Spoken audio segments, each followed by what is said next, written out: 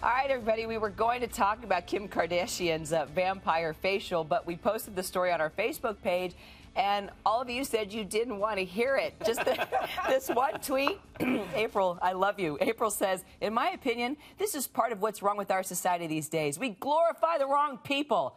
All right, so guess what? We're listening to you. It's out of the freaking show. It's out, okay? We didn't want to talk about it. There you go. The moms, yes. Denise and Melissa, Dr. Tip, Bert Weiss. So let's do this. Let's talk about The Bachelor instead, shall we? Okay?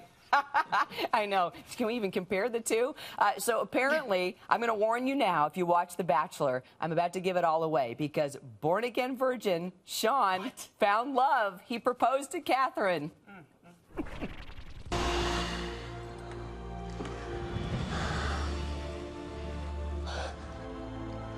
Catherine.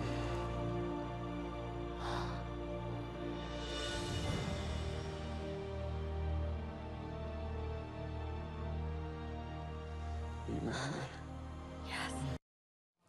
Okay, whatever, most romantic. Can we get back to the born-again? Please. The born-again virgin, What please? does that mean? I don't watch the show. What does that mean, born-again virgin? Well, Denise and Melissa, basically he was getting it on in college, right? And then decided, whoop, I'm stopping, I'm waiting for my wife.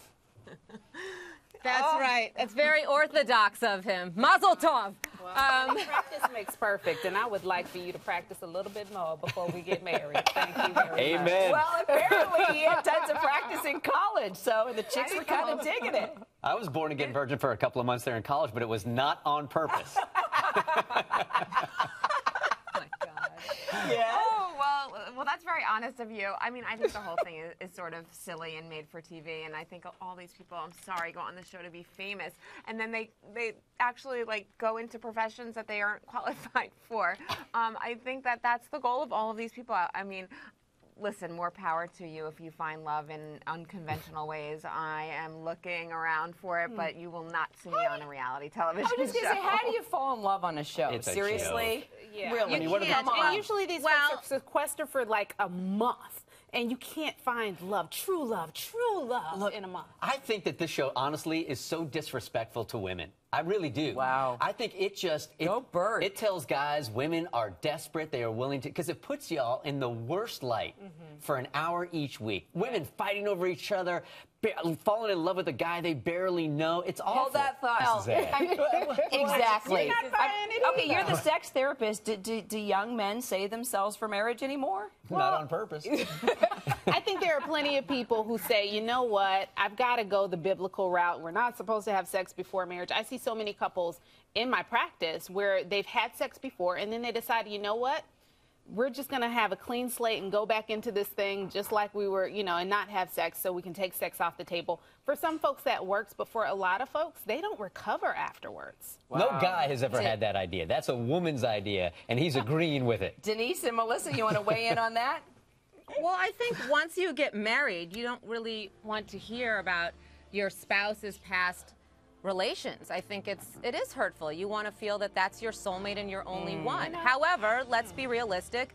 People have past relationships. Right. However, back to The Bachelor, I have to defend my dear friend Trista Sutter, who found love on the show. She's the only one that's been married. Two, Yes, I think, that's right? right. To the cute firefighter, right? After 17 seasons, Here's no Brian. wedding on The Bachelor, only The Bachelor. She's the only one. I know.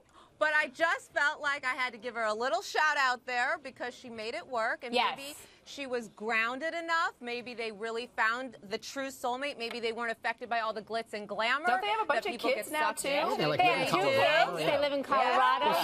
She's the problem. She's the problem. She made other women think that this is actually going to work, and nobody. Hey, now that's a good point. But she also went on before everyone else went on just to become famous. Maybe back when it was, you know, the first few episodes, maybe people actually thought it was possible. All right, well, actually, this conversation about virginity and men, do you think it makes them more attractive, though? Because there are these women who gasp and swoon over Tim Tebow and even this guy, The Bachelor, and thinking, you know what, he's so good, he's so, and he's got these great values, and I'm just, Somebody get a picture of Bert's face right now, please. yeah. You know what? There's a difference for men and women, I think, in the philosophy. And I'm just going to bring it home. I was very lucky in my 20s to interview Mother Teresa, and I'll never forget that she said to me, and this is no lie, she said, your purity as a woman is the greatest gift you can give your man.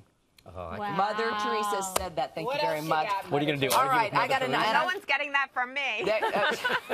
Next subject, Denise and Melissa. Mamarazzi, your crew caught up with Catherine Keener last night from the movie The Cruise, and you asked if she ever feels guilty leaving her son when she goes to shoot a movie, and here's what she told you, ladies. What I tell them about guilt is that it's a waste of time, and that, you know, because if you're feeling guilty, you're not living. How do you feel with it? How do you deal with the guilt, Denise, Melissa?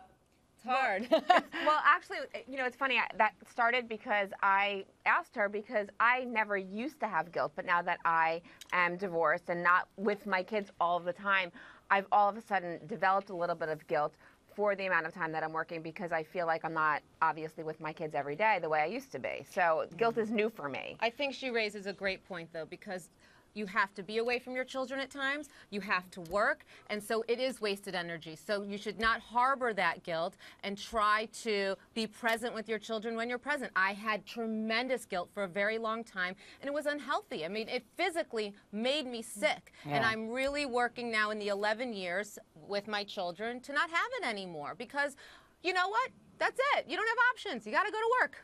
We can all identify as moms. That is for sure. It's the quality, not And a the dad. quantity. And the daddy, of course. Thanks for joining us. We'll be back tomorrow, everyone. Raising America.